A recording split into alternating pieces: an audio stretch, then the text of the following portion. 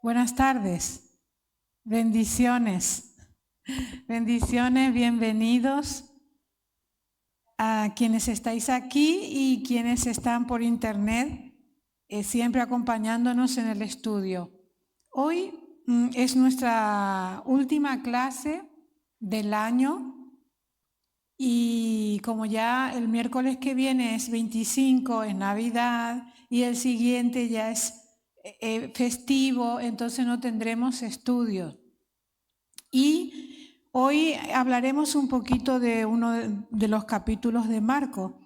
Vamos a orar primeramente. Señor, te damos gracias infinitas por esta tarde maravillosa, fresca, agradable que tú nos regalas. Gracias, Señor, por todo lo que nos das, por la vida, por la salud, por la oportunidad y por poder venir a esta casa de estudio, de oración, para prepararnos, para conocer de tu palabra. Gracias, Señor, por la libertad que tenemos de estudiar la Biblia. Gracias, Señor, porque podemos disfrutar de la compañía de los hermanos, de las hermanas, disfrutar de tu palabra en cualquier momento, en cualquier lugar y más aún que tenemos este espacio bonito, amplio, agradable, acogedor para estudiar tu palabra cada miércoles. Gracias, Señor. Toma el control, el dominio, la autoridad de nuestras vidas, de nuestros corazones y de lo que vamos a aprender esta tarde. En el bendito nombre de Cristo Jesús te lo rogamos. Amén y amén. Bienvenidos. Vamos a ver un poquito hoy. Como sabemos, estamos ya en el tributo. Podemos sentarnos, por favor. Nos sentamos y descansamos y disfrutamos de este momento, porque seguro que toda la jornada ha sido de trabajo, de correr de aquí para allá. Entonces ahora nos vamos a relajar, sentaditos, descansando y disfrutando de lo que vamos a aprender hoy. Hoy vamos a ver un pasaje, como vemos allí, que pone el tributo al César. Vamos a leer un pasaje, pero antes de leerlo, os quisiera pedir que lo veamos como si fuese la primera vez que leemos este capítulo, sin prejuicios, sin ya ideas preconcebidas del pasado, como si fuese la primera vez que escuchamos. ¿Por qué? Porque eso nos ayuda a descubrir nuevos matices, cosas, situaciones o aristas que no nos habíamos dado cuenta, porque como ya hemos leído alguna vez esto o varias veces, decimos, eso yo ya me lo sé, y no aprendemos nada nuevo. Entonces hoy vamos a leer como si fuese la primera vez. Aquí parece que falta un principio, pero es porque es la continuación del pasaje del miércoles pasado. ¿Os acordáis que el Señor Jesús estaba contando parábolas y decía que había una viña que mandaba el dueño de la viña a trabajadores, pero ellos los mataban, luego mandó a su hijo, lo mataron también, y toda la gente se enervó contra Jesús y se enojó. Y esto es a continuación, y dice así: y le enviaron algunos de los fariseos y de los herodianos, para que le sorprendiesen en alguna palabra. Viniendo ellos le dijeron: Maestro, sabemos que eres hombre veraz y que no te cuidas de nadie, porque no miras la apariencia de los hombres, sino que con verdad enseñas el camino de Dios.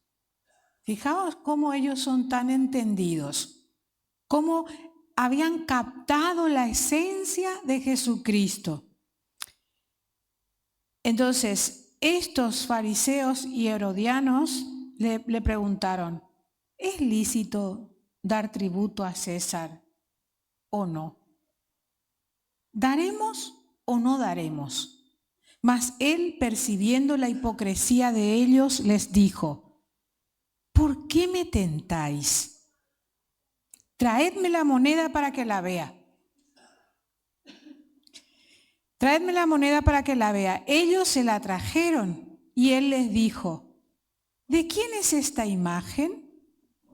Luego veremos la imagen. ¿De quién es esta imagen y la inscripción? Ellos le dijeron: de César. Respondiendo Jesús les dijo: dad a César lo que es de César y a Dios lo que es de Dios. Y se maravillaron. ¿Cuántas veces hemos oído este pasaje? A ver, pregunto yo, ¿habéis oído alguna vez este pasaje? ¿Alguna vez, verdad? Del tributo donde le dice: dad a César lo que es de César y a Dios lo que es de Dios. Y yo os pedía algo esta tarde al iniciar, que nos acerquemos al pasaje como si fuese la primera vez que lo vemos, para examinar en profundidad, para que nada nos estorbe. Y vamos a mirar lo siguiente. Sabemos que Jesucristo hizo muchos milagros y que el libro de Marcos se centra en la acción. Hay pura acción en el libro de Marcos. Jesús haciendo esto, Jesús haciendo lo otro, milagros aquí, allá, y de repente paran todos los milagros. Como se suele decir, es como la calma antes de la tormenta, porque algo muy grande va a acontecer. Algo muy grande va a acontecer dentro de poco. Y vamos a ver entonces, decíamos en el pasaje, leamos otra vez cómo comienza. Y le enviaron a algunos de los fariseos y de los herodianos, para que les sorprendiesen en alguna palabra. Como decíamos, esto es continuación del pasaje del otro miércoles. Pero ¿quiénes son estos tíos, los herodianos y los fariseos? Los herodianos, ¿qué pone ahí? Los herodianos era un partido político, ¿verdad? Era un partido político que apoyaba al gobierno de Roma y a la dinastía de Herodes, simpatizando además con los valores de la cultura helenista, con los griegos. Eso eran los herodianos. ¿Qué eran? Era un partido político. Era un partido político. Si nosotros tenemos claro eso. ¿Y quiénes eran los fariseos? Los fariseos, por el contrario, que no eran ningún partido político, eran una secta religiosa del judaísmo, que se caracterizaban por su patriotismo y por defender los principios de la ley de Dios conforme a la tradición de los ancianos. Fijémonos en estos dos grupos de personas que vinieron a preguntarle aquello a Jesús. ¿Qué pasa ahí? ¿Qué podemos ver? Que unos están en un bando y los otros están en el otro bando. Estos dos bandos eran enemigos acérrimos, eran enemigos entre sí. No se soportaban, pero se unieron para ir contra Jesús. Se aliaron porque querían echar a Jesús, prenderle en algo, sorprenderle en alguna falta. Querían sorprenderle de alguna manera y se aliaron solo para eso. Entonces, la pregunta, si nos fijamos en esto, ¿qué le preguntaron ellos? Si era lícito dar al César, pagar los tributos. Eso le preguntaron. ¿Con qué motivo? ¿Cuál era el propósito de la pregunta? Las preguntas. Vamos a fijarnos en esto. ¿Cuáles eran las intenciones reales de su pregunta? ¿Cuál era? ¿Os acordáis de la pregunta, no? ¿Sí? Si es lícito dar a César el tributo. Bien. ¿Cuáles eran las intenciones reales de su pregunta? Ellos no deseaban aprender de Jesús, ni tampoco tenían un deseo genuino de resolver cuestión ética o moral que les preocupara. Ninguno de ellos aceptaba la autoridad espiritual de Jesús, ni estaban dispuestos a seguir sus indicaciones. Quedaba claro que tenían segundas intenciones y que su propósito era tenderle una trampa, inducirle a decir algo que pudiesen emplear más tarde para acusarle. Y el Señor Jesús percibió esta maldad e hipocresía en sus opositores. Hasta ahí todo bien, ¿verdad? Yo solamente, después de leer esto, quiero que nos demos, lo he sacado, Nelly, lo siento, lo he sacado. Quería que leamos nuevamente el versículo, porque después de... gracias, muchas gracias. Y le enviaron a algunos de los fariseos y de los herodianos para que le sorprendiesen en alguna palabra. Viniendo ellos le dijeron: Maestro, fijémonos las palabras que utiliza. Sabemos que eres hombre veraz y que no te cuidas de nadie, porque no miras la apariencia de los hombres, sino que con verdad enseñas el camino de Dios. O sea, le están exaltando, le están diciendo todo lo bueno, pero no era verdad.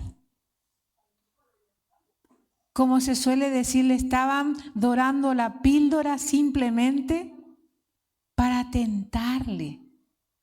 Estos dos grupos que se odiaban entre sí. Entonces, sabemos que todo era mentira. Eran adulaciones repugnantes e hipócritas porque no creían lo que decían y simplemente estaban buscando una palabra para acusarle. Pero el Señor Jesucristo obviamente sabía lo que se traían entre manos estos dos grupos. Y vemos ahí el propósito. El propósito hemos dicho que era para tentarle en alguna cosa. La forma, de qué manera ellos se acercaron al Señor Jesucristo. Exaltando sus cualidades, admitiendo todo lo bueno que tenía, como por ejemplo que no se dejaba sobornar por nadie. Entonces su veracidad estaban sacando a la luz. También que no se guiaba, no le importaba si hablaban bien o mal de él, porque decía: no miras la apariencia de los hombres. Siempre enseñaba lo mismo sin importarle de quién hablaba. Entonces la pregunta famosa: ¿es lícito? Sucede que si él decía no, hay que dar a Dios solo o solo al César, uno de los grupos entonces saldría ganando. Pero él, ¿qué dijo? Traedme la moneda. ¿Qué hay en la moneda? Pues estaba la cara ahí del César. Y muy sabiamente le dijo que den a cada uno lo que le correspondía. Así, ni los políticos ni los religiosos tuvieron de qué acusar. Hasta ahí todo bien, ¿verdad?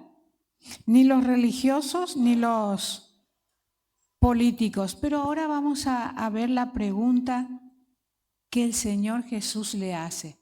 ¿Por qué me tentáis? ¿Por qué me tentáis? El Señor se dio cuenta del dilema en el que le querían arrastrar, pero no se zafó de la pregunta, enfrentó. Yo siempre pienso en esto, a veces nosotras en la vida real de cada día tenemos situaciones complejas que no sabemos qué decidir. Y a veces te apuran con la respuesta. Sandra, dime ya, ¿qué vamos a hacer? Esto o lo otro. Verónica, esto o lo otro, ya. ¿Y qué pasa? Nos angustiamos, nos desesperamos, se nubla nuestra mente y no sabemos qué decidir. ¿A que sí es así? O cuando nos preguntan algo. La sabiduría del Señor, ¿cuál es? Para, tranquilízate, espera. Toma aliento, cálmate y piensa. Que el otro tiene prisa, se apura. Que se apure él. Yo me voy a quedar tranquila, pensando, orando y diciéndole al Señor cuál es la decisión correcta. Sin precipitarme. ¿Cuál, Señor, qué camino tú quieres que yo escoja? Como el Señor Jesús, también vamos a estar en muchos aprietos, en preguntas que nos lanzan para tentarnos. Yo no sé si vosotros, pero yo a veces ya actúo o digo o hago y luego meto la pata, y luego tengo que rectificar y llamar o mandar un email o lo que sea y decir, me rectifico en esto. Entonces, el Señor Jesús ha pasado por esta situación y nos entenderá, obviamente, cuando pasamos una situación así y le pedimos que nos dé esa claridad para responder.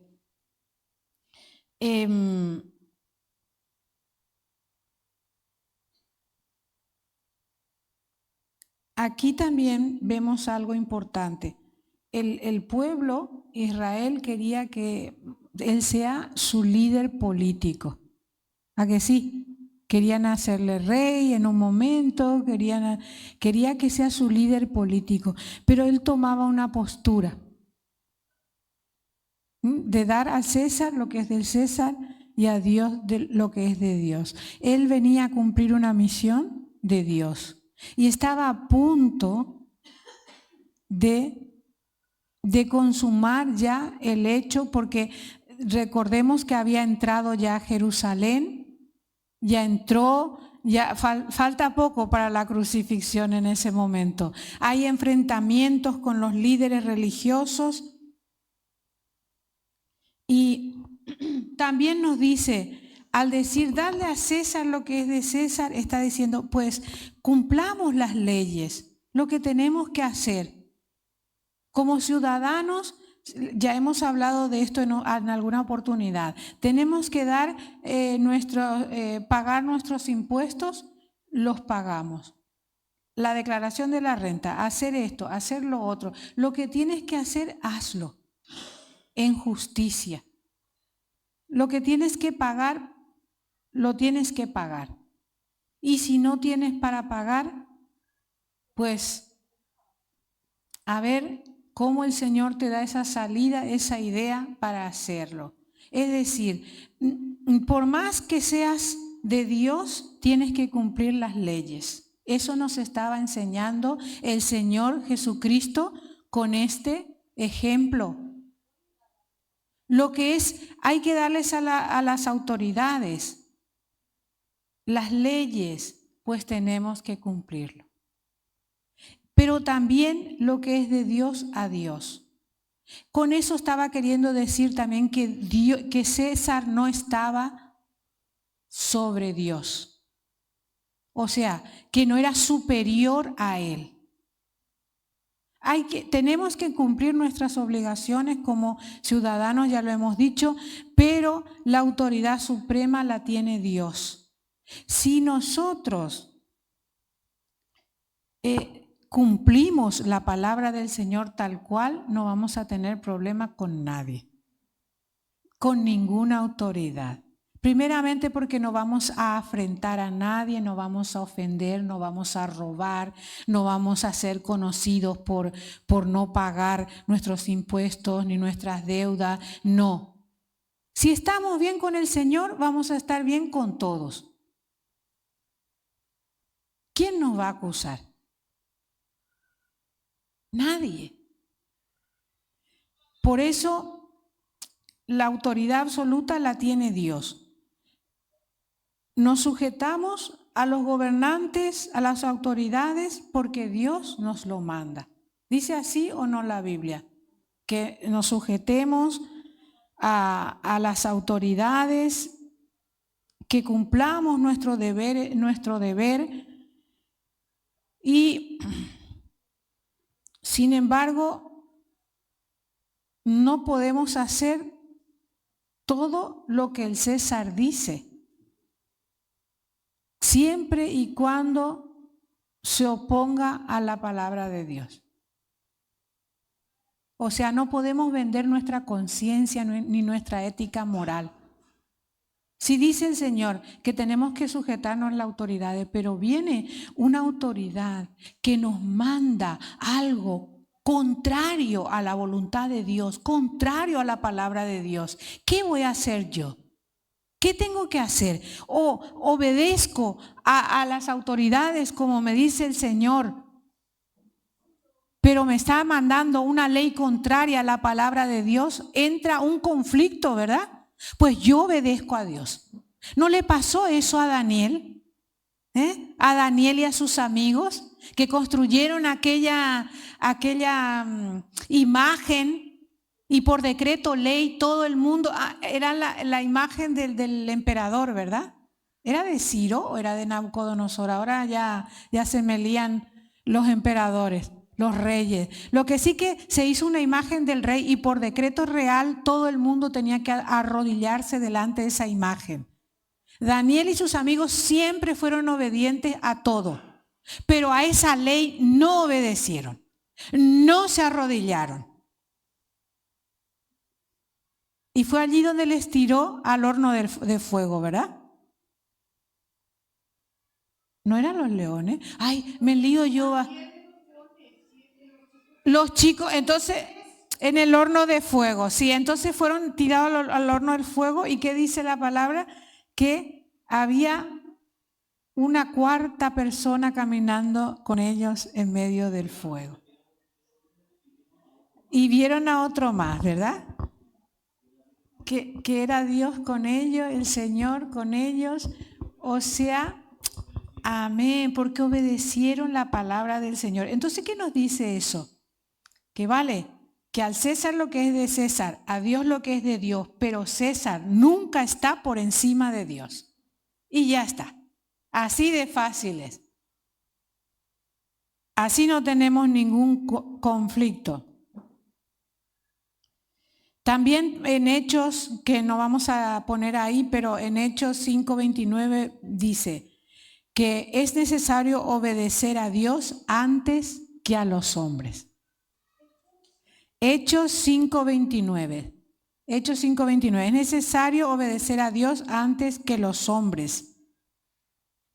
Tenemos que tener en cuenta, recapitulando, que este acontecimiento lo provocaron dos grupos muy de mucha influencia en aquel tiempo, que eran los herodianos y los fariseos. Los herodianos eran seguidores de Herodes, de Roma, de los griegos, o sea, era un grupo político. Y los fariseos eran un grupo religioso que más seguían las tradiciones que la ley de Dios. Entonces, ambos querían echar a Jesús en la trampa. Entonces, esta era la tesitura, esto era el ambiente. Entonces, podemos decir que el Señor estableció ahí mismo una división bien clara. entre la iglesia, que son sus discípulos, ¿verdad? Y el Estado, que era en ese momento el César.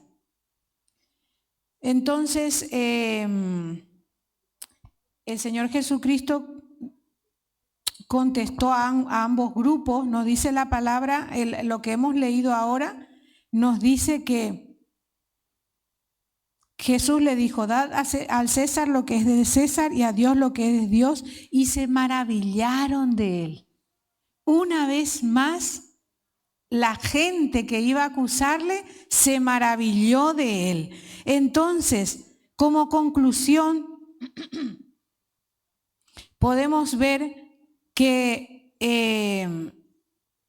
el Señor Jesús, enfrentando a ambos grupos, lo que había hecho era denunciar la santurronería de los fariseos, porque era puro postureo. Eran santos. ¿Os acordáis que el Señor dijo: sepulcros blanqueados, por fuera todo bonito, pero dentro podredumbre? Así eran los fariseos. Pobres. Tanto, como dije una vez, si siguiesen vivos les ardería mucho la oreja, porque en las iglesias siempre se les toma de ejemplo de hipocresía. Menos mal que ya no están ahí. Entonces, también, por un lado, había denunciado la santurronería de los fariseos, y por el otro, había puesto un límite a la autoridad terrenal. Hasta aquí llega la autoridad terrenal, la del César o de hoy día, hasta aquí llega. Entonces, esos límites se había puesto. Y para concluir,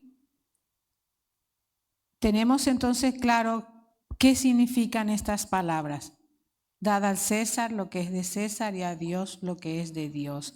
Y yo decía antes de comenzar, lo vuelvo a repetir por tercera vez, porque como es día de trabajo, mucha gente viene luego. Pero es muy importante, cada vez que nos acercamos a la palabra de Dios, acercarnos como si fuese la primera vez, como un extrañamiento, como si nunca antes lo hubiese visto. Porque si nos acercamos de esta manera, estamos más receptivos. En nuestra mente, en nuestro corazón decimos: a ver qué aprendo hoy. A ver qué me está diciendo esta palabra. Es nuevo, es maravilloso. Y cada vez que pienso en esto, y sabéis que esta es una técnica de la antropología, que uno se acerca como si no supiese nada, aunque lo sepa, porque de otra manera no aprende ni ve. Para estudiar a las personas, que es la antropología, te tienes que acercar como si no supieses nada. Nada. Y aprendes con cada persona. Así miramos la palabra de Dios. Pero siempre que recuerdo esto, me acuerdo de un niño que se llama Jorgito. Bueno, ahora ya no debe ser niño, porque de esto ya hace como 12 años por ahí. Era amiguito de mis hijos cuando ellos eran pequeños. Y teníamos como una escuela bíblica en casa, y él nunca escuchó la palabra de Dios, nunca le leyeron la Biblia ni nada. Y estábamos hablando de Jesús, que vino al mundo a hacer lo bueno, a sanar, a dar paz, a dar libertad. Pero la gente, y que precisamente esta gente que vino a tentarle a Jesús, porque está a punto de ser crucificado ya en esta lectura que hemos hecho hoy, precisamente esas personas fueron las que le cogieron y lo crucificaron. Entonces le decía a Jorgito, él, a que no me tengo que mover de aquí, me olvido siempre. Le decíamos, él vino a hacer el bien, pero lo tomaron y lo mataron en la cruz. Y el niño que nunca había escuchado. Se quedó, ¿por qué? Y empezó a llorar. ¿Por qué hicieron eso? Si él no le hacía mal a nadie. Y me conmovió tanto. Y estaban mis hijos ahí que eran pequeñitos y nos pusimos a llorar todos con él. Era tan genuina su sorpresa y su dolor. ¿Por qué le mataron? Si él vino a hacer el bien. Y con esa admiración y sorpresa, si nos acercamos a la palabra del Señor, siempre tendremos un mensaje nuevo. El de esta noche es que lo que es de Dios es de Dios. Lo que es de César es de César. Y si César me pide algo contrario a Dios, no lo haré. Porque es para mi mal. Así como vinieron a tentarle a Jesús para que diga algo para pillarle, para tener luego consecuencias. Así también viene la gente de nuestro alrededor a veces a tentarnos para sacar lo peor de nosotros. Y cuando lo logra, eso ya queda para sacar en nuestra contra en el futuro. Así me dijo, así me contestó, me dio un sopapo, me dio una hostia. Y eso ya se queda para la posteridad, ¿verdad? Entonces, así como él fue tentado, lógico que seamos tentados porque el discípulo no es mayor que su Señor.